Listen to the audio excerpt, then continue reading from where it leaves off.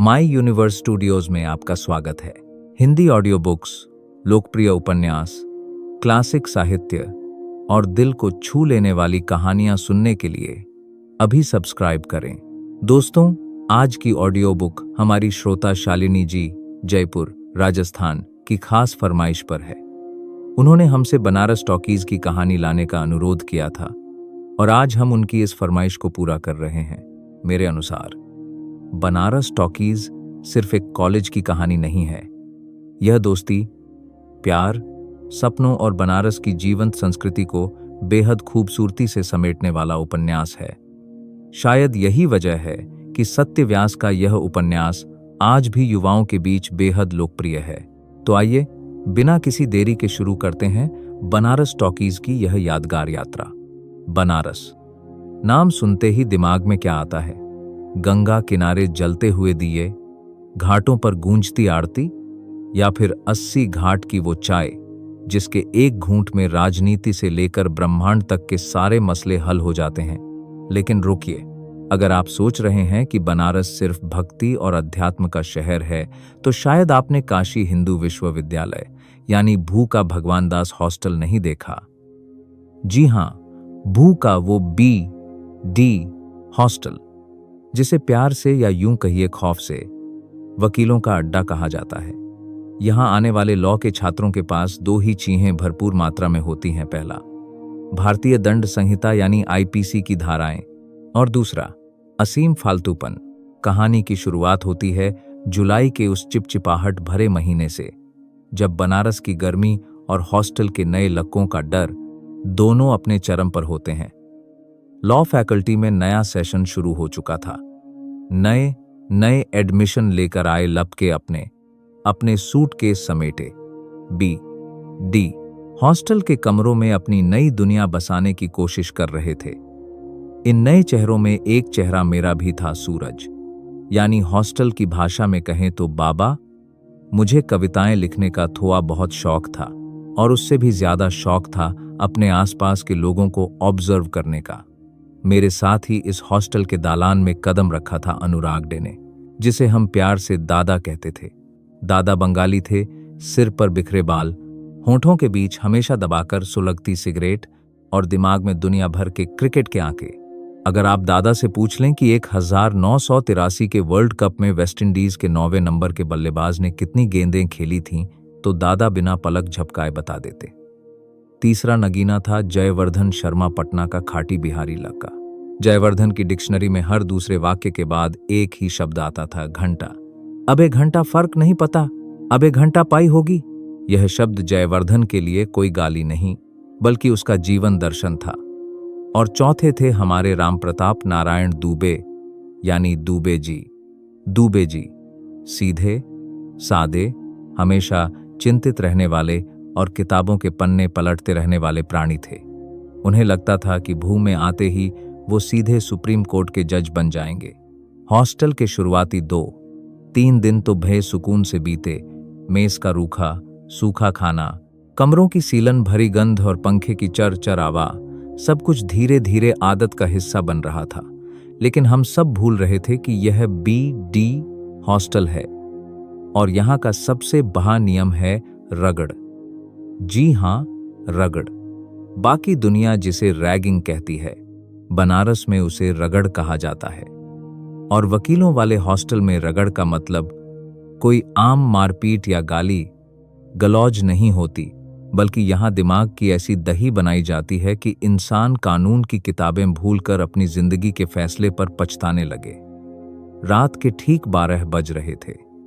कमरा नंबर 42 में हम चारों में दादा, जयवर्धन और दुबे जी बैठकर इस बात पर बहस कर रहे थे कि लंका चौराहे पर किसकी दुकान की चाय सबसे अच्छी है। तभी हमारे कमरे का दरवाजा ऐसे खुला जैसे बाहर कोई तूफान आया हो। सामने खाए थे सीनियर्स की एक टोली। सबसे आगे था विनीत सिंह, हॉस्टल का स्वयंभू नेता, चेहरे पर रौब और आंखों में छपे हुए कानून की हेकी। उसके पीछे 4-5 और सीनियर मुस्कुरा रहे थे, और उनकी वो मुस्कान बता रही थी कि आज की रात लंबी होने वाली है। अबे ए नए मुर्गे, विनीत सिंह की भारी आवाज कमरे में गूंजी। कमरे में सन्नाटा छा गया। दुबे जी के हाथ से आईपीसी की किताब छूटकर बेड पर गिर गई। जयवर्धन, जो अभी एक सेकंड पहले घंटा का ज्ञान दे रहा था, उसकी बोलती बंद हो गई। कबे, बहुत शांति है कमरे में? पाई चल रही है क्या? विनीत सिंह ने तंज कसते हुए कमरे का मुआयना किया और सीधे दादा की तरफ बा। तुम बंगाली हो ना? विनीत ने दादा की आंखों में आंखें डालकर पूछा। दादा ने सिगरेट की तलब को दबाते हुए धीरे से सिर हिलाया। जी भैया, अनुराग डे। डे साहब, तो बताओ, अगर सौरव गांगुली लॉ फैकल्टी का डीन बन जाए और सचिन तेंदुलकर हॉस्टल का मैस मैनेजर, तो बताओ कि मैस का बिल पास कराने के लिए कौन सा सेक्शन लगेगा? दादा ने कुछ बोलने के लिए मुंह खोला, लेकिन विनीत ने हाथ उठाकर रोक दिया। सोचो मत, वकीलों के हॉस्टल में हो, यहां जवाब सही नहीं, मजेदार होना चाहिए। इसके बाद सीनियर्स की नब्बी दुबे जी पर। दुबे जी पसीने पसीने हो रहे थे। विनीत ने उनकी तरफ देखा और कहा, हाँ भाई जज साहब, तुम्हारे चेहरे पर तो अभी से देश का भविष्य चिंता में दिख रहा है। चलो निकालो अपना फोन। दुबे जी ने कांपते हाथों से अपना नोकिया का कीपैड वाला फोन निकाला और विनीत की तरफ बहा दिया। हमें मत दो, अपने पिताजी को फोन लगाओ, विनीत ने मुस्कुराते हुए कहा। दुबे जी का चेहरा पीला पक गया। भैया, पापा को? इस समय वो सो रहे होंगे। लगाओ फोन, विनीत ने थोहा ककावा में कहा, और स्पीकर पर डालो। उन्हें कहो कि पापा, आपने मुझे यहां पढ़ने भेजा है या वकीलों की गुलामी करने? मैं अभी हॉस्टल छोड़कर घर आ रहा हूं। दुबे जी की तो मानो जान ही निकल गई। उन्होंने घबराते हुए नंबर मिलाया। फोन की घंटी बजने लगी। हम सबकी सांसें अटकी हुई थीं। जैसे ही दूसरी तरफ से उनके पिता की भारी आवाज आई। हाँ रामप्रताप, क्या हुआ इतनी रात को? दुबे जी हकलाने लगे। पापा, वो हम। दुबे जी से एक शब्द नहीं फूट रहा था। विनीत सिंह और उसके साथियों का ठहाका गूंज उठा। विनीत ने फोन छीनकर काट दिया और बोला, रहने दो भाई, तुम्हारे चक्कर में अंकल जी को रात में हार्ट अटैक आ जाएगा। अब बारी थी मेरी और जयवर्धन की। विनीत ने हम दोनों को गौर से देखा, फिर मेरी तरफ इशारा करके बोला, तुम कवि लगते हो, चेहरे पर आशिकों वाली मुगलिसी दिख रही है। मैंने मन ही मन सोचा कि मेरी कविताओं का पता इन्हें कैसे चला, लेकिन मैंने सिर्फ सिर हिलाया। तो सुनो बाबा, विनीत ने एक नया पैंतरा फेंका। रगड़ का असली नियम अब शुरू होता है। कल सुबह तक तुम दोनों को एक खास काम करना है। अगर काम पूरा हुआ तो पूरे 3 साल बीडी हॉस्टल में कोई तुम्हें हाथ नहीं लगाएगा, और अगर नहीं हुआ तो रोज रात को 12 बजे यही सर्कस चलेगा। क्या काम भैया? जयवर्धन ने हिम्मत जुटाकर पूछ ही लिया। विनीत सिंह ने चेहरे पर एक शैतानी मुस्कान लाई और कहा, काम बहुत सीधा है। तुम्हें और बाबा को कल शाम तक त्रिवेणी यानी गर्ल्स हॉस्टल के अंदर जाना है, और वहां से कोई ऐसी चीज लेकर आनी है जो सिर्फ लड़कियां इस्तेमाल करती हैं। मान लो कोई ब्रांडेड लिपस्टिक। क्या? Girls hostel? जयवर्धन के मुंह से निकला। हाँ, और सुनो, पके गए तो प्रॉक्टर तुम्हारा करियर खत्म कर देंगे, और नहीं पके गए तो तुम बीडी हॉस्टल के हीरो बनोगे। अब फैसला तुम्हारा है। विनीत सिंह और उसकी टोली ठाके मारते हुए कमरे से बाहर निकल गई। कमरे में फिर से सन्नाटा छा गया। दुबे जी बेड पर बैठ चुके थे और हाँफ रहे थे। दादा ने तुरंत अपनी जेब से सिगरेट निकाली और सुलगा ली। जयवर्धन ने मेरी तरफ देखा और अपनी आदत के मुताबिक बोला, अबे बाबा, ई तो घंटा धर्म संकट में फांस गए हम लोग। मैं खिड़की के पास जाकर खा हो गया। बाहर बनारस की रात काली और खामोश थी, लेकिन मेरे दिमाग में तूफान चल रहा था। त्रिवेणी कॉम्प्लेक्स, जहां परिंदा भी पर नहीं मार सकता था, वहां जाकर एक नए नवेले छात्र को चोरी से सामान लाना था। यह बनारस का बीडी हॉस्टल था दोस्तों, जहां वकालत की डिग्री मिले न मिले, लेकिन जिंदगी का सबसे बड़ा इम्तिहान पहले ही हफ्ते में शुरू हो चुका था। रात भर कमरे में कोई ठीक से सो नहीं पाया। पंखे की चरावा और मच्छरों के हमले के बीच हम चारों बस यही सोचते रहे कि सुबह उठकर क्या करना है। त्रिवेणी कॉम्प्लेक्स यानी बू का वो गर्ल्स हॉस्टल, जहां परिंदा भी पर मारने से पहले 10 बार प्रॉक्टर साहब की इजाजत लेता है, वहां घुसकर लिपस्टिक चुराना यह कोई टास्क नहीं था। सीधे सीधे बीएचयू से अपना बोरिया बिस्तर समेटकर घर लौटने का वारंट था। सुबह के 8 बज चुके थे। लंका चौराहे पर अवधेश की दुकान पर हम चारों चाय के कुल्हड़ थामे बैठे थे। दादा ने चाय का घूंट लिया, सिगरेट का धुआं हवा में उछाला और बोले, देख बाबा, सिंपल सी बात है। अगर हम लोग त्रिवेणी के अंदर गए और पकड़े गए तो प्रॉक्टर सिक्योरिटी वाले सीधे पुलिस बुलाएंगे। करियर शुरू होने से पहले ही एफआईआर हो जाएगी। अब 1 घंटा एफआईआर होगी। जयवर्धन ने कुल्हड़ टेबल पर पटकते हुए कहा, लेकिन बात ई है दादा कि बिना घुसे लिपस्टिक लाएंगे कहां से? का दुकान से खरीद के दे दें विनीत सिंह को। पागल समझे हो क्या विनीतवा को? दुबे जी ने अपनी चश्मा ठीक करते हुए कहा। दुबे जी का चेहरा अब भी कल रात के खौफ से पीला पड़ा हुआ था। वो दुकान का बिल मांग लेगा भाई, और फिर पूछेगा कि कौन सी दुकान की लिपस्टिक पर त्रिवेणी की हवा लगी है। सीनियर्स सब समझते हैं। मैंने अपनी चाय का आयरी घूंट खत्म किया और मुस्कुराया। एक रास्ता है। तीनों ने एक साथ मेरी तरफ देखा। क्या रास्ता है बाबा? रास्ता यह है कि हम त्रिवेणी के अंदर नहीं जाएंगे, लेकिन लिपस्टिक त्रिवेणी के अंदर से ही आएगी। योजना बहुत सीधी थी, लेकिन जोखिम भरा काम भी था। त्रिवेणी कॉम्प्लेक्स के बाहर एक छोटा सा जूस और स्नैक्स का स्टॉल था, जहां अक्सर गर्ल्स हॉस्टल की छात्राएं बाहर आकर बैठती थीं या लॉन की बाउंड्री वॉल के पास टहलती थीं। हमारी योजना थी कि किसी लड़की को पूरा सच बताकर उससे मदद मांगी जाए। दोपहर के 3 बजे कड़कड़ाती धूप में मैं और जयवर्धन त्रिवेणी गेट से कुछ दूरी पर पेड़ की छाया में खड़े थे। दादा और दुबे जी दूर से निगरानी रख रहे थे, ताकि अगर सिक्योरिटी गार्ड हमारी तरफ आए तो वो सीटी बजाकर इशारा कर दें। हमारा दिल ऐसे धड़क रहा था जैसे हम लॉ का एग्जाम नहीं, बल्कि देश की रक्षा के लिए बॉर्डर पर खड़े हों। तभी हमने देखा कि 3-4 लड़कियां गेट के पास बुक्स हाथ में लिए बाहर निकलीं। जयवर्धन ने मेरी कोहनी मारी। अबे बाबा, जा बोल उससे, तेरी शक्ल थोड़ी शरीफ लगती है, शायद तरस खा ले। मैं घबराते हुए आगे बढ़ा। गले में थूक सूख चुका था। Excuse me. मैंने अपनी आवाज को जितना हो सके विनम्र बनाने की कोशिश करते हुए कहा। उनमें से एक लड़की रुकी, नीले कुर्ते में, आंखों पर चश्मा चढ़ाए। उसने मुझे ऐसे देखा जैसे मैं कोई एलियन हूं। हाँ, क्या हुआ? वो एक्चुअली हम लोग बीडी हॉस्टल के फर्स्ट ईयर के स्टूडेंट्स हैं, मैंने हकलाते हुए कहा। तो उसने भौहें सिकोड़ी। जयवर्धन पीछे से कूदकर आगे आया। अरे बहन जी, बात ही है कि सीनियर्स लोग हमारी रगड़ ले रहे हैं।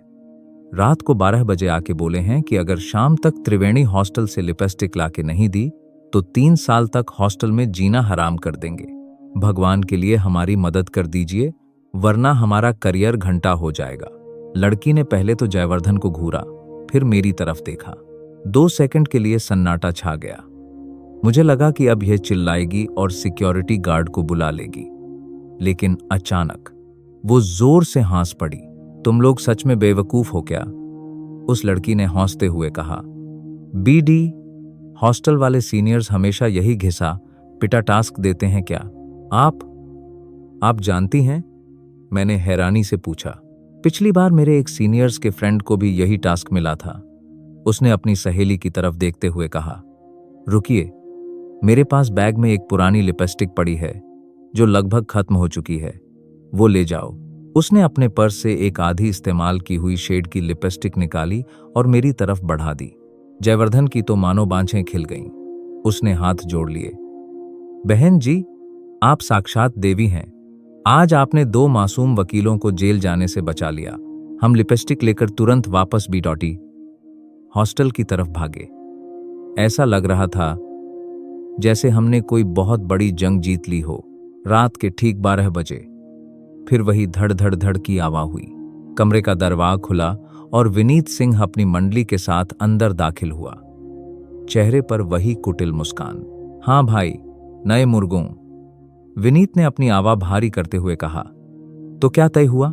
बोरिया बिस्तर बांध लिया या प्रॉक्टर ऑफिस जाने की तैयारी है? जयवर्धन ने बिना एक पल गंवाए अपनी जेब से वो लिपस्टिक निकाली और बड़े शान से विनीत सिंह की तरफ बढ़ा दी। ई लीजिए भैया, त्रिवेणी का माल। विनीत सिंह ने लिपस्टिक को देखा। उसके साथियों के चेहरे का रंग उड़ गया। विनीत ने लिपस्टिक हाथ में ली, उसे खोलकर सूंघा और फिर जयवर्धन की आंखों में देखा। अबे, विनीत ने कहा, तुम लोग सच में त्रिवेणी चले गए थे? और नहीं तो क्या भैया, बीडी हॉस्टल के लौंडे हैं, डरते हैं किसी से? जयवर्धन ने सीना चौड़ा करते हुए कहा। विनीत सिंह ने कुछ देर तक हम चारों को देखा। बेंच पर बैठे दादा जो बेफिक्र सिगरेट सुलगा रहे थे, हाथ जोड़े खड़े दूबे जी, सीना ताने जयवर्धन और शांत खड़ा मैं। अचानक विनीत सिंह का चेहरा ढीला पड़ा और वो जोर जोर से ठाके लगाकर हंसने लगा। उसके पीछे खड़े सीनियर्स भी हंसने लगे। अबे साले, विनीत ने जयवर्धन के कंधे पर हाथ मारा, तुम लोग तो सच में जिद्दी निकले बे। हमें लगा था तुम लोग डर के मारे कमरे में दुबक जाओगे या रोने लगोगे। तो भैया, टास्क पूरा हुआ? मैंने पूछा। पूरा नहीं, झकास पूरा हुआ।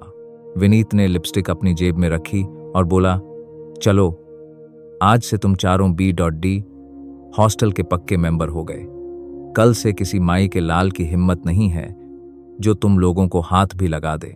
विनीत ने जेब से 100 रुपए का नोट निकाला और टेबल पर रख दिया। ये लो, कल सुबह 80 घाट पर जाकर चारों दबा के रबड़ी जलेबी खाना। B.D हॉस्टल में तुम्हारा स्वागत है।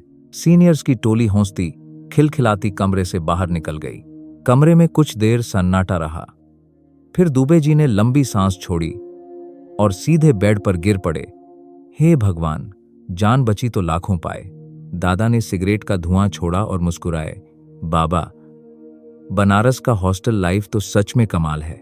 जयवर्धन ने टेबल पर रखे 100 रुपए के नोट को उठाया, उसे चूमा और बोला, अबे घंटा डरेंगे अब किसी से? B.D हॉस्टल अपना है।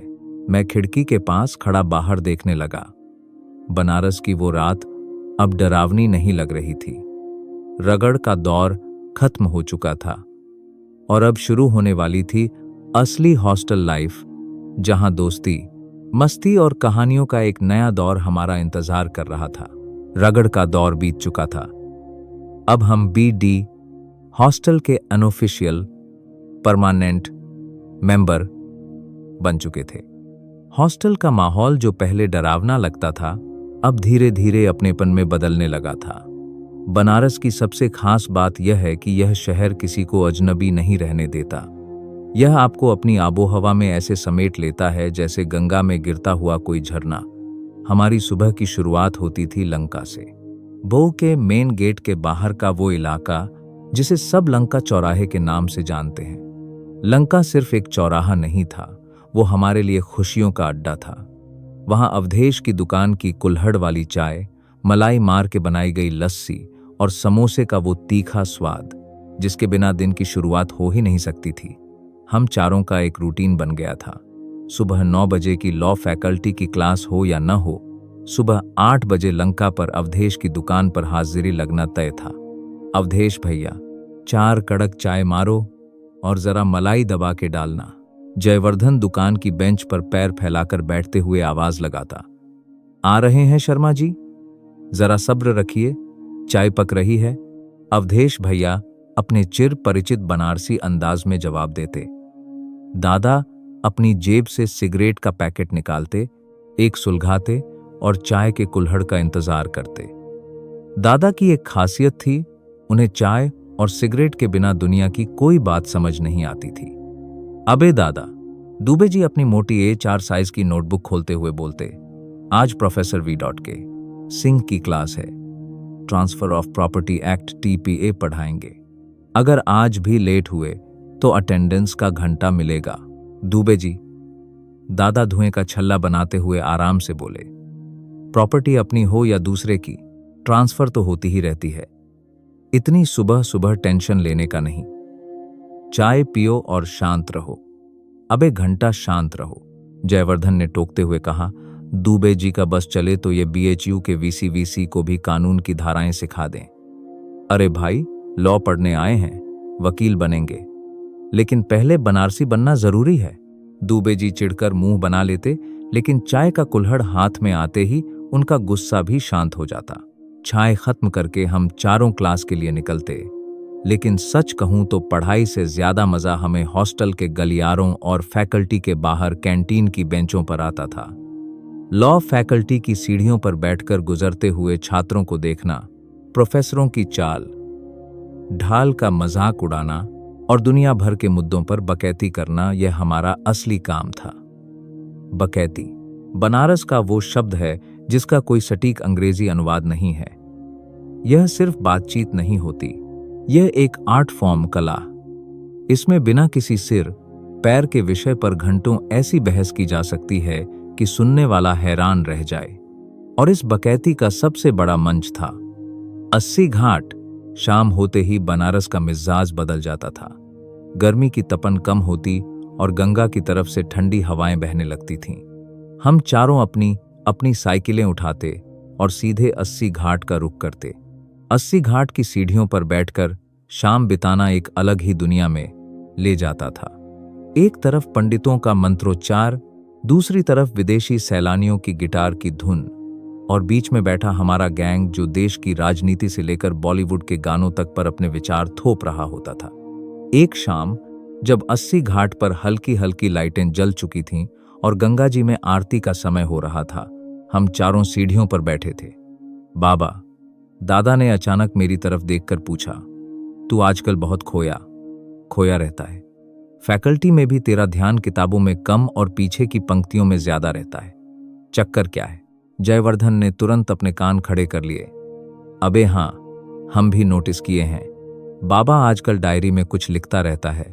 का बे बाबा, कोई भाभी जी का सीन बन रहा है का?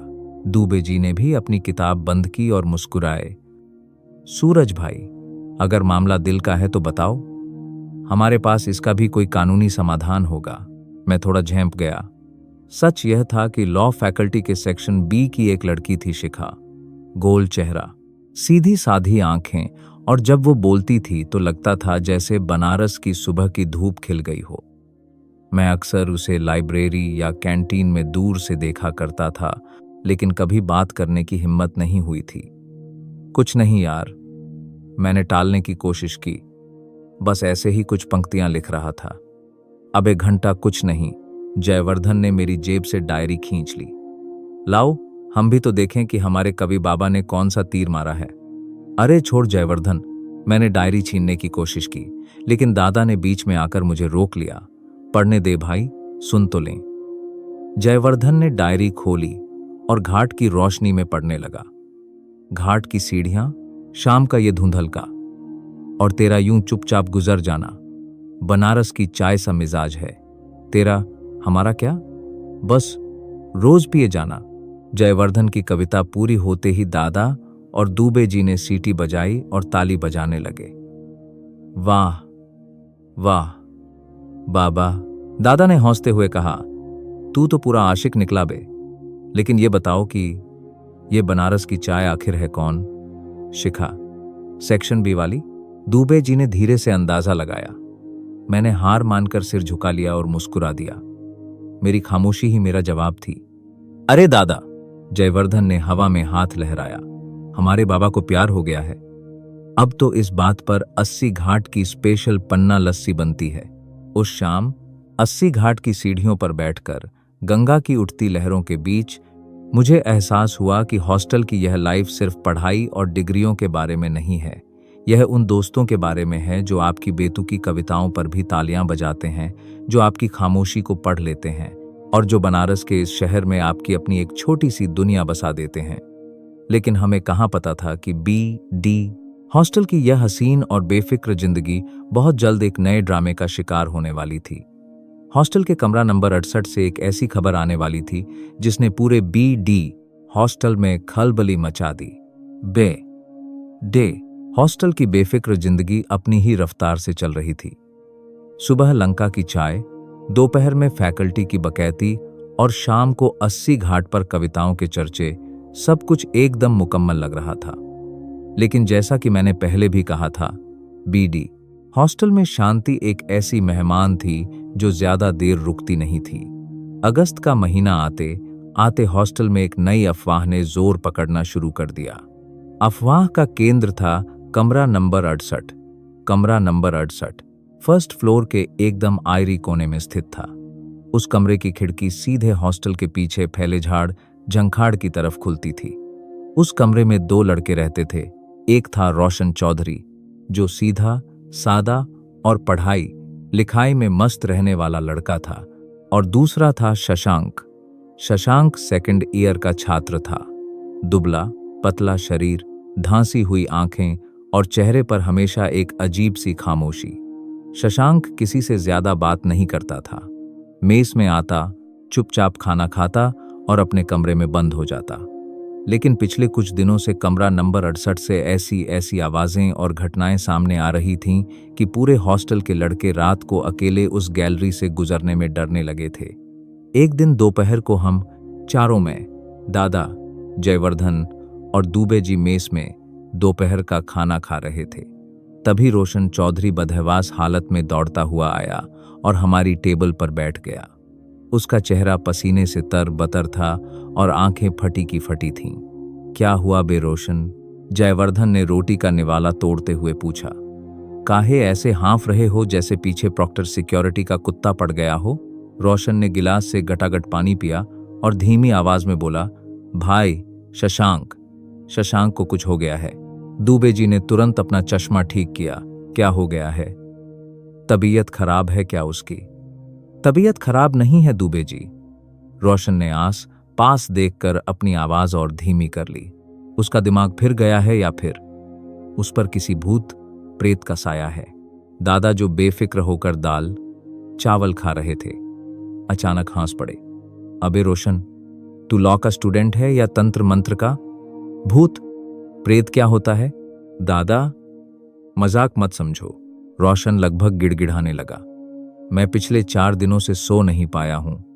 शशांक रात को 3-3 बजे उठता है, कमरे की लाइट बंद करके खिड़की के पास खड़ा हो जाता है और अजीब सी भाषा में खुद से ही फुसफुसाने लगता है।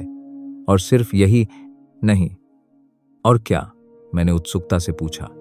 कमरे की दीवार पर रोशन की आवाज कांप गई। वो अपने हाथ के नाखूनों से दीवार पर निशान बनाता रहता है। कल रात जब मैंने उससे पूछा कि शशांक क्या कर रहे हो, तो उसने मुड़कर मुझे ऐसी नजर से देखा कि मेरी रूह कांप गई। उसने कहा, वो आ रही है रोशन, वो मुझे बुला रही है। कमरे में एक पल के लिए सन्नाटा छा गया। दुबे जी का चेहरा थोड़ा पीला पड़ गया। अब एक घंटा भूत प्रेत है। जयवर्धन ने अपनी आदत के मुताबिक टेबल पर हाथ मारा। कोई प्यार व्यार में पागल हुआ होगा या फिर डिप्रेशन में होगा। चलो चलकर देखते हैं का सीन है। हम पांचों मेज से उठकर सीधे कमरा नंबर 68 की तरफ चल दिए। गैलरी में सन्नाटा था। जैसे हम कमरा नंबर 68 के करीब पहुंच रहे थे, माहौल में एक अजीब सा तनाव महसूस हो रहा था। कमरे का दरवाजा आधा खुला हुआ था। रोशन ने धीरे से दरवाजे को धक्का दिया। अंदर का नजारा देखकर हम सब दंग रह गए। शशांक बेड पर बैठा हुआ था। कमरे में हर तरफ किताबें बिखरी हुई थीं। दीवार पर सचमुच नाखूनों और पेन से अजीब रेखाएं खींची गई थीं। शशांक के हाथों में एक डायरी थी और वो फटी फटी आंखों से छत को घूर रहा था। दादा आगे बढ़े और शशांक के कंधे पर हाथ रखा। शशांक भाई, क्या बात है? सब ठीक तो है ना? शशांक ने धीरे से अपना सिर उठाया। उसकी आंखें लाल थीं, जैसे वो कई रातों से सोया न हो। उसने दादा को देखा, फिर मेरी तरफ देखा और बहुत ही धीमी आवाज में बोला, मेरा सब कुछ खत्म हो गया दादा, मैं पास नहीं हो पाऊंगा। वो मुझे निकाल देंगे। तब जाकर समझ आया कि असली माजरा क्या था। शशांक पर किसी भूत का साया नहीं था, बल्कि वो एग्जाम फोबिया और घर वालों की उम्मीदों के भारी बोझ तले दब चुका था। सेकंड ईयर के सप्लीमेंट्री एग्जाम सिर पर थे और शशांक की तैयारी बिल्कुल नहीं थी। डिप्रेशन, अकेलेपन और लगातार जगने की वजह से उसकी दिमागी हालत बिगड़ने लगी थी और वो आत्महत्या जैसी बातें सोचने लगा था। हॉस्टल की जिंदगी में अक्सर ऐसा होता है दोस्तों।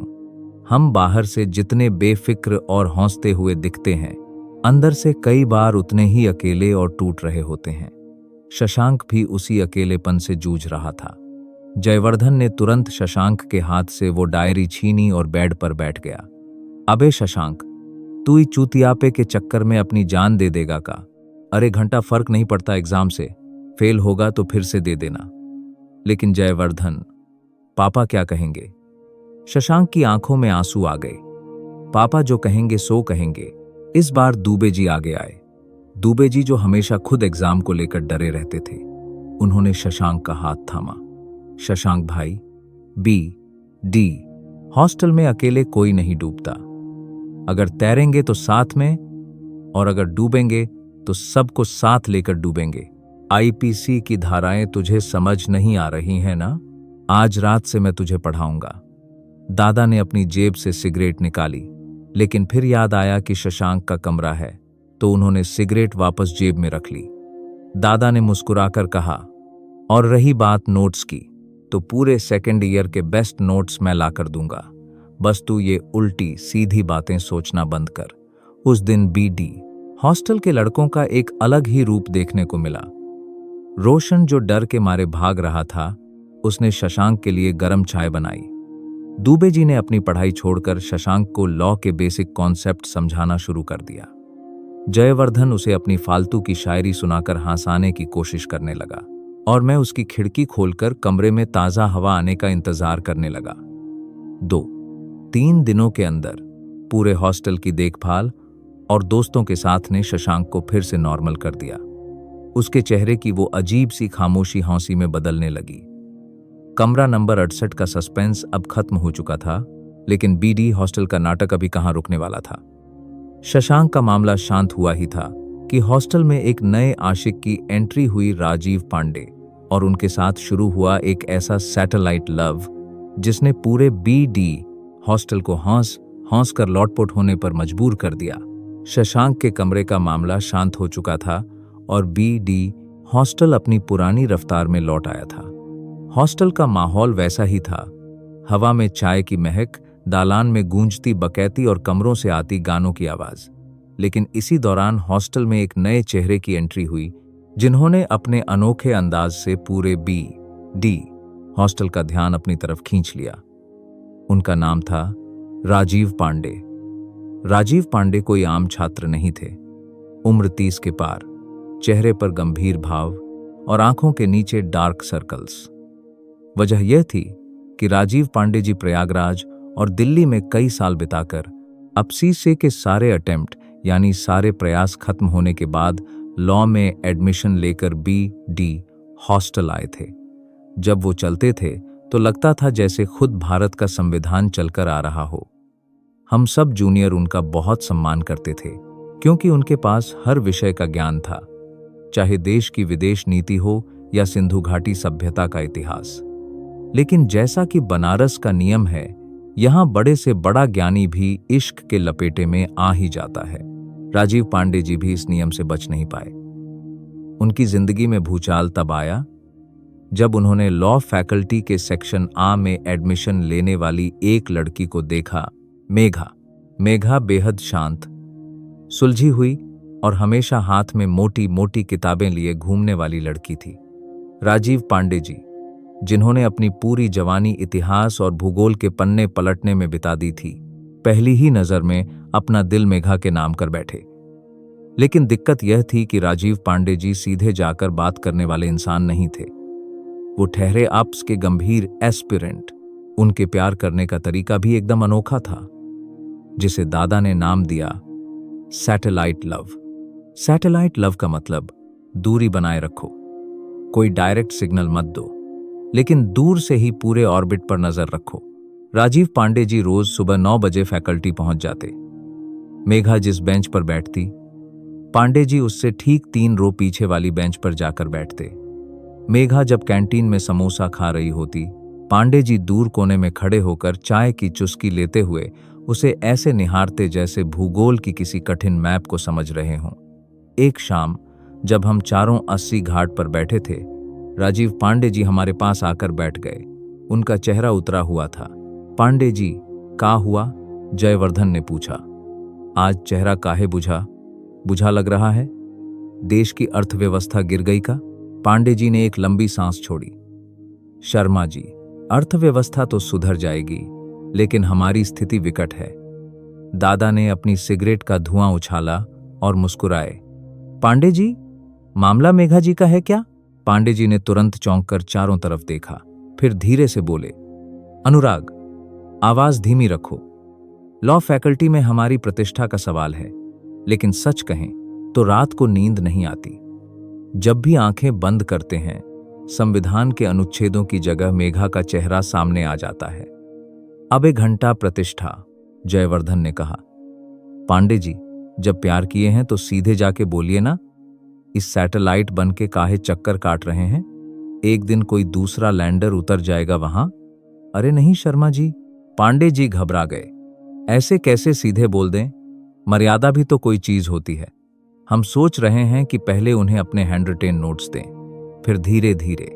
अरे पांडे जी, दुबे जी ने बीच में टोका, नोट्स देकर तो इंसान दोस्त बनता है, आशिक नहीं। आईपीसी की धारा 354 भी होती है, जरा संभल के रहिएगा। दुबे जी की बात सुनकर पांडे जी और डर गए, लेकिन डी हॉस्टल के लड़कों की आदत होती है, जहां राय नहीं मांगी जाती वहां भी पूरी मदद की जाती है। अगले 2-3 दिनों में मेस से लेकर फैकल्टी की कैंटीन तक यह खबर आग की तरह फैल गई कि डी हॉस्टल के ज्ञाता राजीव पांडे जी को सैटेलाइट लव हो गया है। लड़कों ने तफरी लेना शुरू कर दिया। जब भी पांडे जी मेस में खाना खाने आते, पीछे से कोई गुनगुनाने लगता, तू धार है नदियां की, मैं तेरा किनारा। पांडे जी शर्म से पानी हो जाते और जल्दी जल्दी खाना खाकर उठ जाते। लेकिन बात तब बिगड़ गई जब अफवाहों का बाजार गर्म हो गया। किसी ने यह उड़ा दिया कि पांडे जी ने मेघा को लव लेटर भेजा है, तो किसी ने कह दिया कि पांडे जी उसके घर रिश्ता भेजने वाले हैं। पांडे जी ठहरे बेहद शरीफ और संकोची इंसान। जब यह अफवाह मेज से निकलकर फैकल्टी के गलियारों तक पहुंचने लगी, तो पांडे जी का मानसिक संतुलन डगमगाने लगा। उन्हें लगा कि उनकी वजह से उस लड़की का नाम खराब हो रहा है और हॉस्टल के लड़के उनका मजाक उड़ा रहे हैं। एक रात जब हम सब कमरे में बैठे थे, रोशन चौधरी दौड़ता हुआ आया। अबे सुनो, पांडे जी अपना सामान बांध रहे हैं। हम सब हैरान होकर उनके कमरे की तरफ भागे। पांडे जी सचमुच अपना बड़ा सा अटैची समेट रहे थे। किताबों के बंडल बांधे जा चुके थे। पांडे जी, ई क्या कर रहे हैं आप? मैंने आगे बढ़कर उनका हाथ रोका। पांडे जी की आंखों में बेबसी थी। उन्होंने बहुत ही शांत आवाज में कहा, सूरज, डी हॉस्टल की हवा में अब वो गंभीरता नहीं रही। हमारे इस सैटेलाइट लव के चक्कर में हॉस्टल में तमाशा बन गया है। हम यहां पढ़ने आए थे, लेकिन यहां तो बातें कुछ और ही बनने लगी हैं। हम हॉस्टल छोड़कर बाहर लंका के पास एक कमरा किराए पर ले रहे हैं। अरे पांडे जी, मजाक था यार, दादा ने उन्हें समझाने की कोशिश की। हॉस्टल के लौंडों की आदत तो आप जानते ही हैं, किसी की बात को दिल पर मत लीजिए। नहीं अनुराग, पांडे जी ने अपना चश्मा उतारा और रुमाल से पोंछा। बात दिल पर लेने की नहीं है। बात यह है कि प्यार अगर पवित्र हो तो उसे नुमाइश नहीं बनना चाहिए। हम बाहर रहेंगे तो शांत मन से पढ़ाई भी कर पाएंगे और उस मर्यादा को भी बनाए रख पाएंगे। पांडे जी ने अपना बैग उठाया, हम सब से हाथ मिलाया और रात के अंधेरे में डी हॉस्टल की सीढ़ियां उतर गए। उनके जाने के बाद डी हॉस्टल का वो गलियारा थोड़ा सूना सा लगने लगा। उनके सैटेलाइट लव का अंत भले ही एक खामोश रुखसती से हुआ हो, लेकिन उन्होंने हमें यह सिखा दिया कि हॉस्टल में हर कोई सिर्फ मजाक उड़ाने नहीं आता। कुछ लोग अपने दिल में बहुत गहरी और खामोश भावनाएं समेटे घूमते हैं। पांडे जी के बाहर जाने का मलाल अभी दिल में था ही कि अचानक कैलेंडर की तारीखों ने हमें चौंका दिया। अगस्त खत्म होने को था और सिर पर आ मोड़रा रहे थे सेमेस्टर एग्जाम्स। और एग्जाम्स का मतलब था दुबे जी का एंट्री लेना अपने उस गुप्त हथियार के साथ, जिसे हॉस्टल की भाषा में कहा जाता था फॉर्मूला 1। राजीव पांडे जी के लंका पर शिफ्ट होने के बाद डी हॉस्टल में अचानक एक खामोशी छा गई। लेकिन यह खामोशी किसी सन्नाटे की नहीं थी, बल्कि उस तूफान से पहले की शांति थी जिसे दुनिया सेमेस्टर एग्जाम कहती है। सितंबर का महीना आ चुका था। फैकल्टी के नोटिस बोर्ड पर सेद पन्ने पर छपी एग्जाम डेटशीट चिपका दी गई थी और उस पन्ने को देखते ही बीडी। हॉस्टल के लड़कों का मिजाज ऐसा बदला जैसे अचानक किसी ने हंसती खिलखिलाती दुनिया पर बिजली गिरा दी हो। जो लड़के अब तक 80 घाट पर बकैती काटते थे, लंका पर चाय के कुल्ह गिनते थे और रात रात भर कमरों में गाने बजाते थे, वो सब अचानक गायब हो गए। हॉस्टल के कमरों की लाइटें रात रात भर जलने लगीं, लेकिन इस पूरे एग्जाम फीवर में अगर कोई एक इंसान सबसे ज्यादा तनाव में था तो वो थे हमारे राम प्रताप नारायण दुबे, यानी दुबे जी। दुबे जी का हाल यह था कि वो दिन में 24 घंटे में से 18 घंटे किताबों में मुंह गाहे रहते थे। IPC, TPA, contract act, constitution, हर किताब के पन्ने ऐसे पलटते जैसे कोई खजाना ढूंढ रहे हों। लेकिन दिक्कत यह थी कि जितना वो पढ़ते थे उतना ही ज्यादा घबराते थे। एग्जाम से ठीक 2 दिन पहले की रात, कमरा नंबर 42 में तनाव का माहौल था।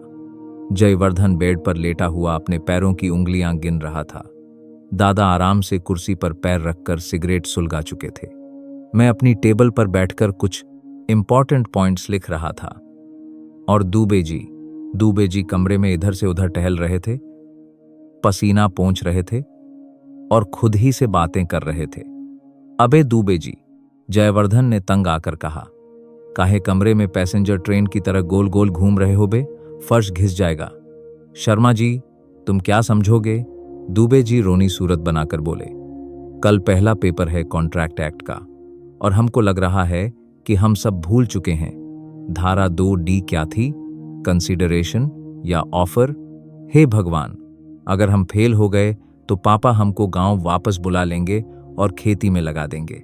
दुबे जी, दादा ने धुएं का छल्ला हवा में छोड़ा और मुस्कुराए, ठंडे पानी से मुंह धोकर आओ। लॉ के एग्जाम में पास होने के लिए पूरी किताब याद करना जरूरी नहीं होता, बस सही तकनीक का पता होना चाहिए। कौन सी तकनीक दादा? दुबे जी ने उम्मीद भरी नरों से देखा। दादा ने अपनी सिगरेट डस्टबिन में बुझाई और रहस्यमयी अंदाज में बोले, फॉर्मूला 1। दुबे जी ने अपनी चश्मा ठीक किया। फॉर्मूला 1? ये कार रेसिंग वाला फॉर्मूला? अरे नहीं दुबे जी, मैंने हंसते हुए कहा। डी, हॉस्टल में फॉर्मूला 1 का मतलब कार रेसिंग नहीं होता। यह वकीलों की वो गुप्त कला है जो पीढ़ी दर पीढ़ी सीनियर्स से जूनियर्स तक पहुंचती है। जयवर्धन भी उठकर बैठ गया और गुरु की तरह समझाने लगा, सुनो दुबे जी, फॉर्मूला 1 का सीधा सा गणित ही है पूरी किताब में से सिर्फ एक चैप्टर। हाँ, केवल एक चैप्टर ऐसा तैयार करो जो तुम्हें रटा हुआ हो। मान लो ऑफर एंड एक्सेप्टेंस, प्रस्ताव और स्वीकृति। फिर? दुबे जी ने उत्सुकता से पूछा। फिर का? जयवर्धन ने हाथ नचाया।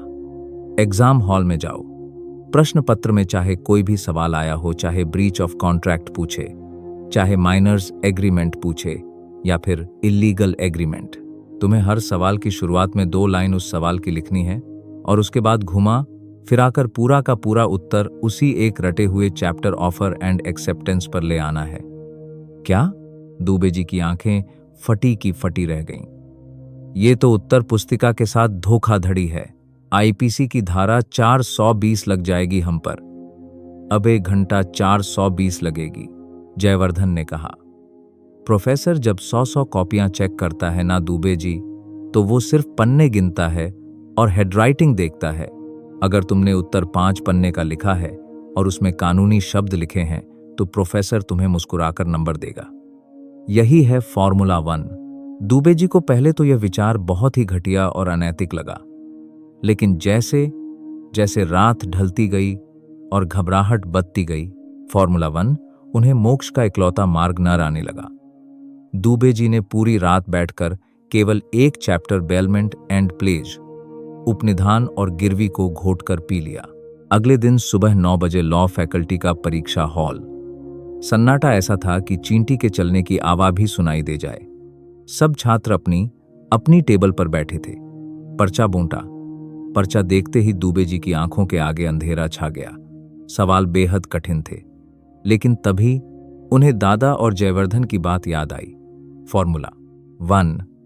दुबे जी ने अपनी पेन की कैप निकाली, मां सरस्वती का ध्यान किया और लिखना शुरू किया। सवाल था, फ्री कंसेंट, स्वतंत्र सहमति से आप क्या समझते हैं? दुबे जी ने पहली लाइन लिखी। स्वतंत्र सहमति कॉन्ट्रैक्ट एक्ट का एक महत्वपूर्ण हिस्सा है और यह सहमति तब और भी महत्वपूर्ण हो जाती है जब मामला बेलमेंट एंड प्लेज का हो। और बस इसके बाद दुबे जी की पेन ऐसी चली कि रुकने का नाम ही नहीं ले रही थी। उन्होंने फ्री कंसेंट के सवाल में भी बेलमेंट के नियम ठोक दिए, ब्रीच ऑफ कॉन्ट्रैक्ट में भी बेलमेंट की धाराएं पेल दी और कैपेसिटी ऑफ पार्टीज में भी प्लेज का पूरा इतिहास लिख डाला। 3 घंटे में दुबे जी ने 20 पन्नों की उत्तर पुस्तिका भर दी। जब एग्जाम खत्म हुआ और हम सब फैकल्टी से बाहर निकले तो दुबे जी के चेहरे पर एक अजीब सा दिव्य तेज था। कहाँ हो दुबे जी? जयवर्धन ने उनके कंधे पर हाथ रखा। कैसा रहा पेपर? बेलमेंट काम आया का? दुबे जी ने चश्मा उतारा, रुमाल से चेहरे का पसीना पोंछा और एक लंबी राहत की सांस ली। शर्मा जी, आज हमें एहसास हुआ कि बीडी हॉस्टल का ज्ञान किताबों के ज्ञान से कहीं ज्यादा व्यावहारिक है। हमने तो हर सवाल को घुमाकर बेलमेंट पर पटक दिया। हम सबका ठाका गूंज उठा और सबसे मजेदार बात यह रही कि जब 2 महीने बाद रिजल्ट आया तो दुबे जी को उस पेपर में हम सबसे ज्यादा नंबर मिले थे। फॉर्मूला 1 ने दुबे जी की नैया पार लगा दी थी। एग्जाम्स खत्म हो चुके थे और एक बार फिर बी हॉस्टल में आजादी और बेफिक्री की हवा बहने लगी थी। लेकिन एग्जाम के इस तनाव से निकलते ही जयवर्धन के दिमाग में एक नया कीड़ा कुलबुलाने लगा। जयवर्धन ने हॉस्टल की टेबल पर 1000 रुपए की बाजी रख दी थी। बाजी थी सोनाली का पर्सनल फोन नंबर हासिल करने की। और इसी शर्त के चक्कर में बीडी हॉस्टल में एक ऐसा कांड होने वाला था जिसकी गाज सीधे मेरे बाबा के सिर पर गिरने वाली थी। सेमेस्टर एग्जाम्स खत्म होने के बाद डी हॉस्टल का माहौल ऐसा हो गया था जैसे जेल से कैदी रिहा हुए हों। पढ़ाई का तनाव खत्म हो चुका था, फॉर्मूला 1 रंग ला चुका था और अब हॉस्टल के कमरों में फिर से कैरम बोर्ड की आवाजें, गिटार की धुनें और 80 घाट के प्लान बनने लगे थे। लेकिन डी हॉस्टल में जब भी शांति का माहौल बनता था तो समझ लीजिए कि कोई नया बवाल पक रहा है। और इस बार इस बवाल के मास्टरमाइंड थे हमारे जयवर्धन शर्मा। बात एक शाम की है। हम चारों अवधेश की दुकान पर चाय पी रहे थे। तभी लॉ फैकल्टी का सबसे दबंग छात्र नेता विनीत सिंह अपनी बुलेट से वहां पहुंचा। विनीत सिंह का रौब पूरे फैकल्टी में था। कुर्ता पायजामा, गले में सोने की चैन और पीछे 2-3 चमचे। विनीत सिंह ने बुलेट रोकी और जेब से एक कड़क 500 का नोट निकालकर अवधेश को दिया। अवधेश, 4 स्पेशल चाय बनाओ। तभी जयवर्धन ने अपनी चिर परिचित आदत के मुताबिक विनीत सिंह की तरफ देखा और बोला, का भैया आजकल बहुत हवा में उड़ रहे हैं? सुने हैं फैकल्टी की हर खबर आपके पास रहती है। विनीत सिंह ने चाय का कुल्हड़ उठाया और मुस्कुराया। शर्मा जी, लॉ फैकल्टी में कौन सी लड़की किसके साथ चाय पी रही है और कौन सा प्रोफेसर कहां सेटिंग कर रहा है, सब खबर रहती है हमारे पास। बोलो, क्या जानना है? जयवर्धन के दिमाग में तुरंत शैतानी कीड़ा कुलबुलाया। उसने अपनी जेब से 1000 रुपए का नोट निकाला जो उसने एग्जाम खत्म होने पर घर से मंगवाए थे और टेबल पर पटक दिया। अच्छा, जयवर्धन ने अपनी आंखें मटकाते हुए कहा, तो भैया शर्त लगाइए 1000 रुपए की। अगर आप में इतना ही दम है तो आर्ट्स फैकल्टी की उस मशहूर लड़की सोनाली का पर्सनल फोन नंबर निकाल के दिखाइए। कमरे में सन्नाटा छा गया। दादा ने सिगरेट का धुआं रोक लिया। दुबे जी का हाथ से समोसा छूट गया और मैंने जयवर्धन की कोहनी मारी। अबे जयवर्धन, पागल हो गया है क्या? सोनाली का नंबर? उसके भाई बीएचयू के पूर्व छात्र संघ अध्यक्ष रह चुके हैं, मार के चमड़ी उधेड़ देंगे। सोनाली का नाम पूरे कैंपस में मशहूर था। खूबसूरत, तेज, तर्रार और अपनी शर्तों पर जीने वाली लड़की। उसका नंबर हासिल करना मतलब शेर के मुंह में हाथ डालना था। लेकिन विनीत सिंह तो ठहरा B.D हॉस्टल का स्वयंभू नेता। अपनी प्रतिष्ठा का सवाल देखते ही उसकी मूंछों का ताव बढ़ गया। 1000।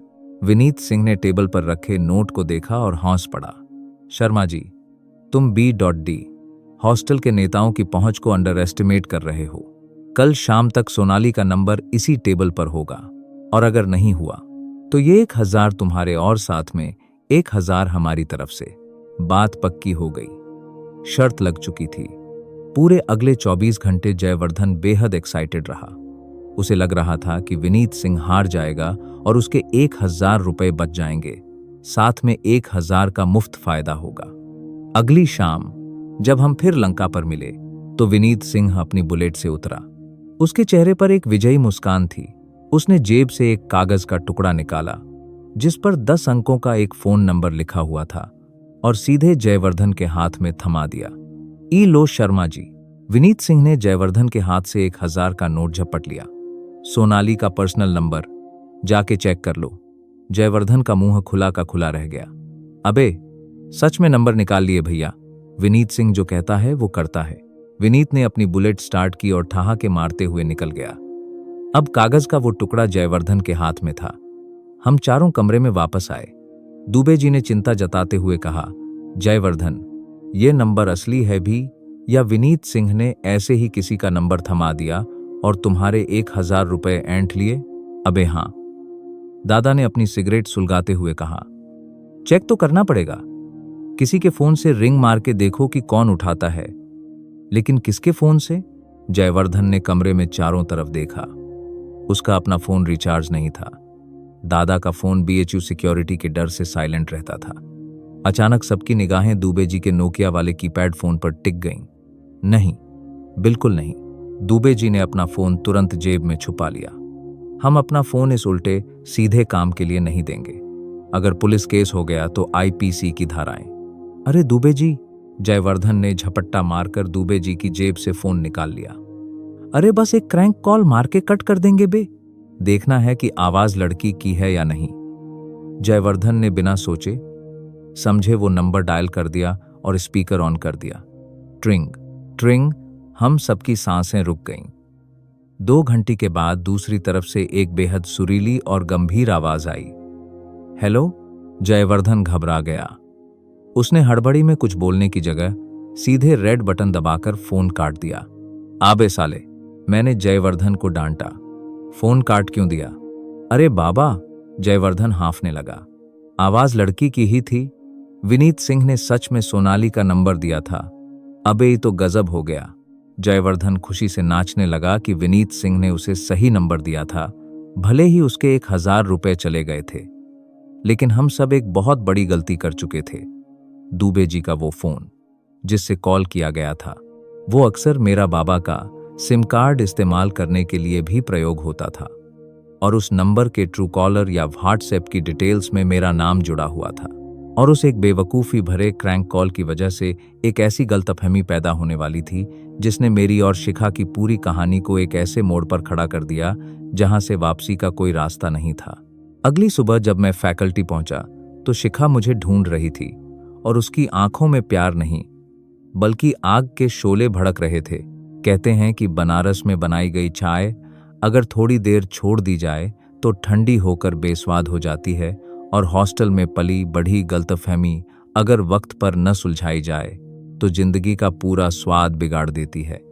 पिछली शाम दुबे जी के फोन से किया गया वो 1 सेकंड का क्रैंक कॉल हमारे लिए बस जयवर्धन की शर्त का नतीजा था। लेकिन हमें क्या पता था कि वो नंबर सोनाली का कम और मुसीबत का नंबर ज्यादा साबित होने वाला था। अगली सुबह मैं बेफिक्र होकर सफेद कुर्ते पायजामे में फैकल्टी के गलियारे से गुजर रहा था। मन ही मन शिखा को देखने की आस थी और जेब में उसकी तारीफ में लिखी एक नई नज़म की पर्ची। लेकिन जैसे ही मैं लाइब्रेरी की सीढ़ियों के पास पहुंचा, सामने से शिखा आती हुई दिखी। उसके चेहरे पर रोज वाली वो सौम्य मुस्कान नहीं थी। उसकी आंखें गुस्से से लाल थीं और चाल में एक अजीब सा गुस्सा था। सूरज, उसने दूर से ही आवाज लगाई। मेरी बाँछें खिल गईं। लगा कि आज पहली बार उसने खुद से मेरा नाम लेकर पुकारा है। मैं मुस्कुराता हुआ आगे बढ़ा। हाँ शिखा, कैसी हो? कैसी हूं? ये पूछने की तुम्हारी हिम्मत कैसे हुई? उसने रुकते ही कहा। उसकी आवाज में इतना तीखापन था कि आसपास से गुजरते छात्रों ने मुड़कर देखा। मेरा मुस्कुराता हुआ चेहरा अचानक फक पड़ गया। क्या हुआ शिखा? हमने क्या किया? क्या किया? शिखा ने अपना फोन निकाला और स्क्रीन मेरी तरफ घुमा दी। कल रात 11 30 बजे मेरी रूममेट सोनाली के फोन पर तुम्हारी तरफ से कॉल आया था और जब नंबर ट्रू कॉलर पर चेक किया गया तो उस पर तुम्हारा नाम आ रहा था। मेरे पैरों तले जमीन खिसक गई। सोनाली शिखा की रूममेट थी। यह बात डी हॉस्टल के किसी भी ज्ञानी को नहीं पता थी। विनीत सिंह ने जिस सोनाली का नंबर जयवर्धन को दिया था वो कोई और नहीं बल्कि शिखा की सबसे करीबी दोस्त और रूममेट ही निकली। और दुबे जी के फोन में जो सिम लगा था उस पर रजिस्टर नाम मेरा ही दिख रहा था। शिखा, मेरी बात सुनो, मैंने हकलाते हुए हाथ जोड़े। वो कॉल मैंने नहीं किया था। वो तो जयवर्धन और विनीत सिंह की शर्त का चक्कर था। बस करो सूरज, शिखा ने मेरी बात बीच में ही काट दी। मुझे लगा था कि तुम डी हॉस्टल के बाकी लड़कों जैसे नहीं हो। तुम कविताएं लिखते हो, संजीदा इंसान लगते हो, लेकिन तुम भी वही निकले। किसी लड़की का नंबर निकालकर देर रात कॉल करना और परेशान करना, यही संस्कार हैं तुम्हारे। शिखा, गॉड कसम, मैंने कॉल नहीं लगाया था। मेरी आंखों में लगभग आंसू आ गए थे। अब कोई सफाई देने की जरूरत नहीं है। शिखा ने अपनी किताबें कसकर छाती से लगाईं। आइंदा कभी मेरे सामने आने की कोशिश मत करना। और हां, अपनी वो फालतू की कविताएं भी किसी और के लिए संभाल कर रखना। वो मुड़ी और तेजी से सीढ़ियां उतरकर चली गई। मैं वहीं लाइब्रेरी की सीढ़ियों पर पत्थर की मूर्ति की तरह खड़ा रह गया। आसपास का शोर जैसे अचानक बंद हो गया था। बनारस की वो धूप जो सुबह तक सुहानी लग रही थी अब चुभने लगी थी। दोपहर को मैं बदहवास हालत में हॉस्टल के अपने कमरे में पहुंचा। कमरे में जयवर्धन और दादा कैरम खेल रहे थे और दुबे जी हमेशा की तरह कानून की किताब में घुसे हुए थे। मुझे इस तरह उड़े हुए चेहरे के साथ अंदर आते देख दादा ने कैरम की स्ट्राइकर छोड़ दी। क्या हुआ बाबा, चेहरे पर ऐसा बारूद क्यों बिछा है? मैंने बिना कुछ बोले जयवर्धन की कॉलर पकड़ ली। साले, तेरी शर्त और तेरे उस 1000 रुपए ने मेरी पूरी जिंदगी तबाह कर दी। अबे छोड़ बाबा, का हुआ बे? जयवर्धन छटपटाया। मैंने पूरे वाकये का खुलासा किया, कैसे विनीत सिंह का लाया नंबर सोनाली का था। सोनाली शिखा की रूममेट निकली। कैसे दुबे जी के फोन से लगा कॉल मेरे नाम पर गया और कैसे शिखा ने मुझे नीच और लफंगा समझ लिया। बात सुनते ही कमरे में सन्नाटा छा गया। जयवर्धन का चेहरा पीला पड़ गया। अबे घंटा, ई तो भयंकर कांड हो गया बे। दुबे जी ने अपनी किताब बंद की और अपना माथा पकड़ लिया। हम पहले ही बोले थे, आईपीसी की धाराएं भले न लगें, लेकिन प्यार के मामले में ये बहुत बड़ा ऑफेंस, अपराध हो गया है। दादा उठे, उन्होंने सिगरेट सुलगाई और मेरे कंधे पर हाथ रखा। बाबा, शांत हो जा। गलती जयवर्धन की है, लेकिन नाम तेरा खराब हुआ है। अगर तू चुप बैठा रहा तो शिखा हमेशा तुझे गलत समझेगी। तो क्या करूं दादा? मैंने बेबसी से पूछा। उसने तो मेरा मुंह देखना भी बंद कर दिया है। सफाई दी जाती है बाबा, दादा ने धुएं का छल्ला छोड़ते हुए कहा। जब दिल साफ हो तो आंख में आंख डालकर सच बोलना पड़ता है। तू उससे अकेले में मिलेगा और पूरा सच बताएगा। और अगर वो न सुने? मैंने डरते हुए पूछा। तो खींच के 80 घाट ले जाना। जयवर्धन बीच में बोल पड़ा। अबे हम सब चलेंगे तेरे साथ। विनीत सिंह को भी घसीट के लाएंगे। दुबे जी का फोन भी सामने रखेंगे। साला सच सामने आके रहेगा। घंटा कोई शिखा तुझे गलत समझेगी। उस रात मैं सो नहीं पाया। कमरे की खिड़की से बाहर देखता रहा। शिखा का वो गुस्से से भरा चेहरा मेरी आंखों के सामने घूम रहा था। मुझे समझ आ गया था कि अब सिर्फ कविताओं से काम नहीं चलेगा। मुझे अपने प्यार और अपनी इज्जत दोनों के लिए स्टैंड लेना होगा। मैंने ठान लिया कि कल सूरज ढलने से पहले मैं शिखा से मिलूंगा, चाहे मुझे इसके लिए प्रॉक्टर के थप्पड़ ही क्यों न खाने पड़े। और यही फैसला मुझे ले जाने वाला था उस ऐतिहासिक मुलाकात की तरफ, जहां 80 घाट की हवाओं के बीच मेरी जबान से निकलने वाले थे वो 4 शब्द, बिकॉज आई लव यू। रात भर करवटें बदलने के बाद जब सुबह की पहली किरण हॉस्टल की खिड़की से अंदर आई तो मेरा इरादा पक्का हो चुका था। बीएचयू का माहौल चाहे कितना भी गर्म हो, शिखा के दिल से इस गलतफहमी के गुबार को हटाना ही था। दोपहर के 2 बज रहे थे। लॉ फैकल्टी के पीछे वाले लॉन में धूप हल्की पड़ने लगी थी। जयवर्धन और दादा दूर नीम के पेड़ के नीचे खड़े होकर पहरा दे रहे थे ताकि कोई बीच में टांग न अड्ढाए। दुबे जी तो हाथ में नोकिया का वो गुनहगार फोन लिए ऐसे खड़े थे जैसे कोर्ट में सबूत पेश करने वाले सरकारी वकील हों। शिखा अपनी सहेली के साथ लाइब्रेरी की तरफ बढ़ रही थी। मैंने एक गहरी सांस ली। दिल की धड़कनें तेज थीं, लेकिन कदमों में एक अजीब सी जिद थी। मैं सीधा उसके रास्ते में जाकर खड़ा हो गया। शिखा, मुझे सिर्फ 2 मिनट चाहिए, मैंने बहुत ही शांत और संजीदा आवाज में कहा। शिखा रुकी। उसने मुझे ऊपर से नीचे तक देखा। चेहरा कठोर हो गया। सूरज, मैंने कल ही कहा था कि मुझे तुमसे कोई बात नहीं करनी। तुम बात मत करो, सिर्फ सुनो, मैंने कहा और पीछे मुड़कर इशारा कर दिया। इशारा पाते ही जयवर्धन, दादा और दुबे जी तीनों एक साथ आगे बढ़े। जयवर्धन ने अपनी जेब से वो 1000 रुपए का नोट निकाला जो विनीत सिंह से शर्त में इस्तेमाल हुआ था, और दुबे जी ने कांपते हाथों से अपना फोन शिखा की तरफ बढ़ा दिया। बहन जी, जयवर्धन ने हाथ जोड़कर कहा, इस सब रायता हमारी फैलाई शर्त का नतीजा है। विनीत सिंह को हमने 1000 रुपये दिए थे सोनाली जी का नंबर निकालने के लिए, और दुबे जी के फोन से हमने सिर्फ यह चेक करने के लिए कॉल किया था कि नंबर असली है या नहीं। दुबे जी ने तुरंत अपनी सफाई दी। हाँ शिखा जी, फोन मेरा था, पर सिम कार्ड कभी कभी बाबा इस्तेमाल करता है, इसीलिए ट्रू कॉलर पर इसी का नाम दिखाता है। बाबा को तो पता भी नहीं था कि वो नंबर सोनाली जी का है और सोनाली आपकी रूममेट है। दादा ने सिगरेट की डिब्बी जेब में रखते हुए बेहद संजीदगी से कहा। शिखा, बी डी, हॉस्टल में हम लोग कितनी भी बकैती कर लें, लेकिन बाबा ऐसा लड़का नहीं है जो किसी लड़की को परेशान करे। यह सिर्फ एक बेवकूफाना शर्त का नतीजा था। तीनों की बातें सुनकर शिखा के चेहरे का गुस्सा धीरे धीरे हैरानी में बदलने लगा। उसने सोनाली की तरफ देखा, फिर मेरी आंखों में देखा।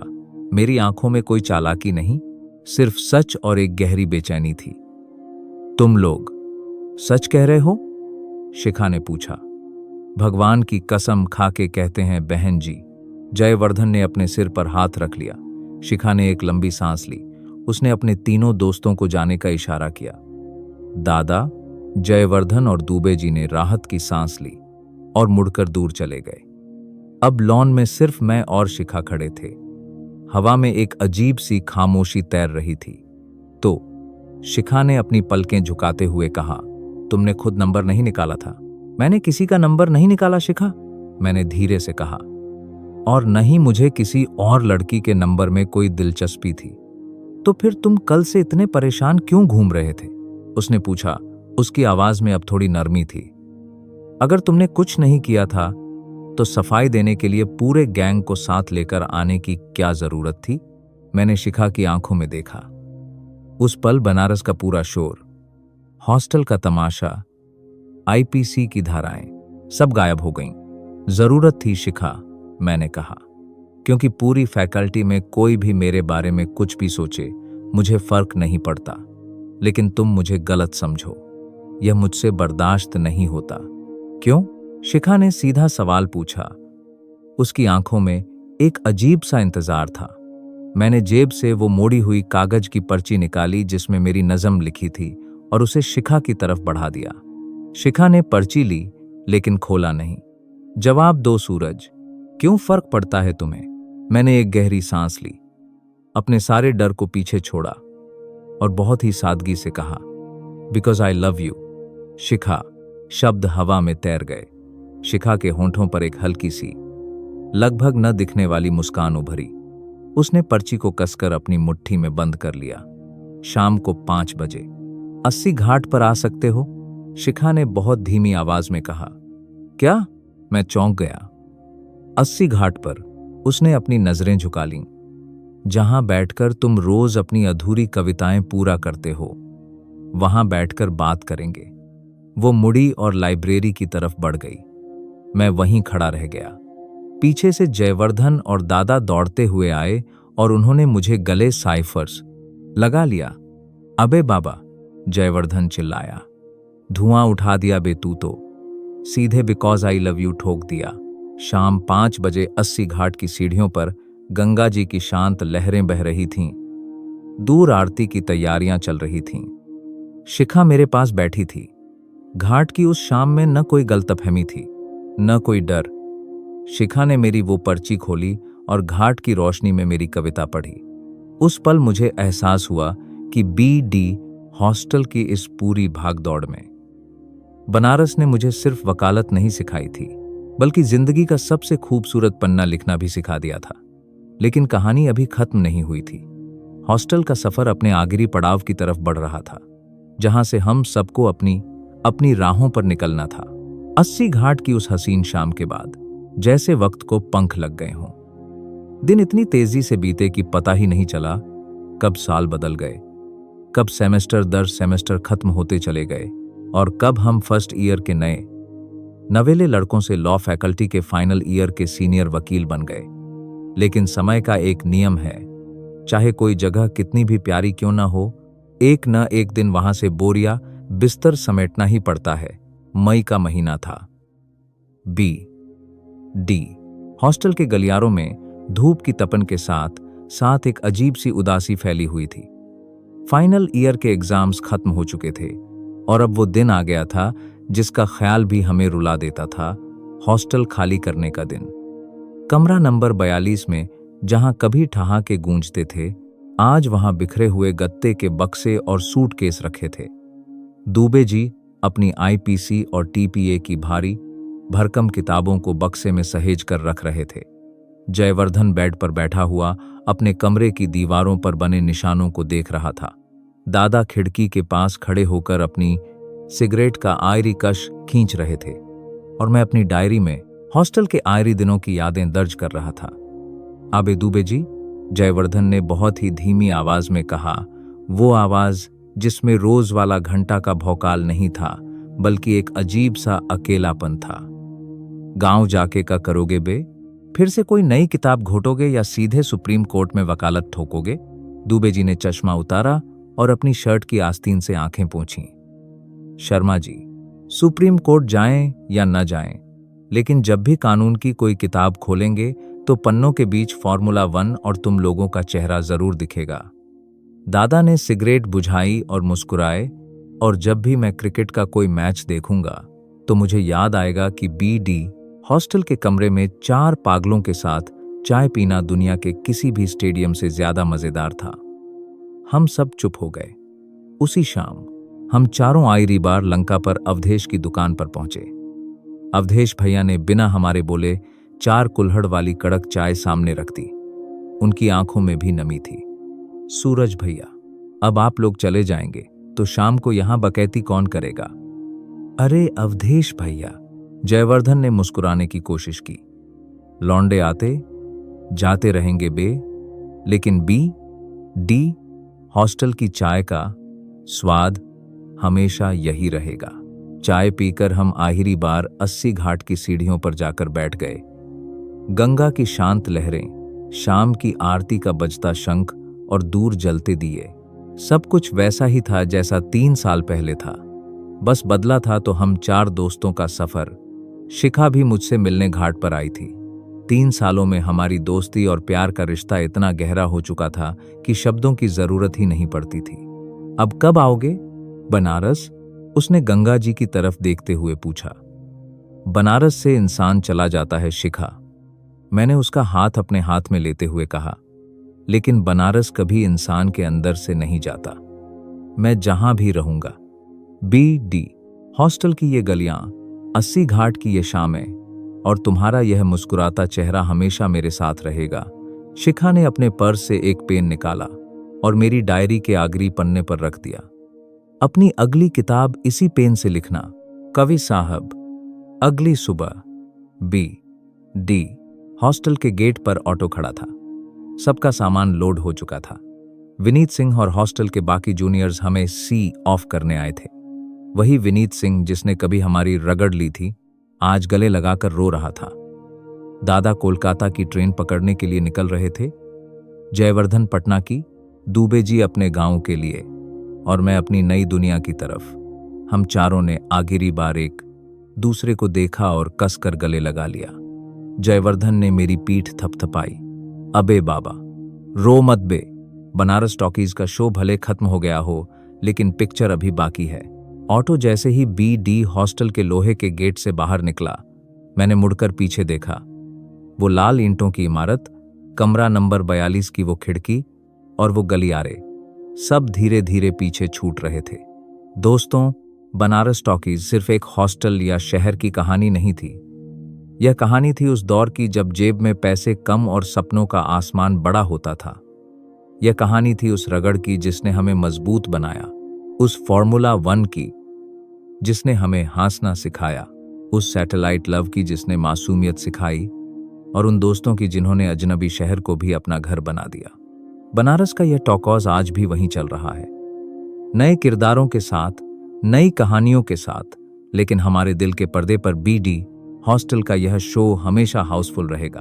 तो दोस्तों, यह थी बहू के BD हॉस्टल की वो सतरंगी दास्तान, जहां दोस्ती सिर्फ एक लफ्ज नहीं बल्कि जीने का तरीका थी। बनारस टॉकीज की यह रील भले ही यहां खत्म हो रही हो, लेकिन लंका की वो चाय, 80 घाट की हवाएं और कमरा नंबर 42 के वो ठहाके ताउम्र दिल में गूंजते रहेंगे। अगर हॉस्टल के इस सफर ने आपके चेहरे पर भी एक छोटी सी मुस्कान ला दी हो, तो वीडियो को लाइक करें, दोस्तों के साथ शेयर करें और चैनल को सब्सक्राइब करना न भूलें। कमेंट में जरूर बताइएगा कि आपकी हॉस्टल लाइफ का सबसे यादगार किस्सा कौन सा रहा। फिर मिलेंगे एक नई कहानी के साथ। तब तक अपना ख्याल रखिए। धन्यवाद।